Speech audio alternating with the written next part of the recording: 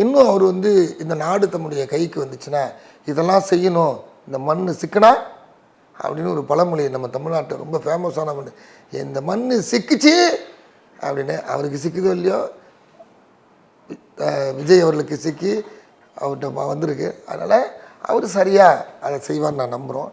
குறிப்பாக அவர் அறிவிச்சிருக்கிறதுல வந்து இந்த சிங்கப்பெண்ணை திட்டம், அடுத்தது வந்து சிங்கப்பெண் தான் அந்த திட்டம், சிங்கப்பெண் அதிரடிப்படை, போதை ஒழிப்பு வந்து இது. அதுக்கு இன்றைக்கி கமிட்லாம் இப்போ இன்னிலேருந்து ஸ்டார்ட் கவுண்ட் டவுன் அப்படின்னு சொல்லி தொடங்கும்னாரு.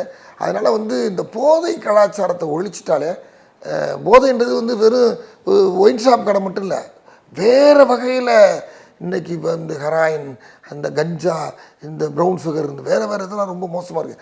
அதெல்லாம் தான் முதல்ல கட்டுப்படுத்தணும். 2000 வருஷம் பிரச்சனை, கல் உண்ணாமையே அதிகாரம் இருக்குது, அதை கூட அடுத்து பார்க்கலாம். ஆனால் இது ரொம்ப மோசமானது.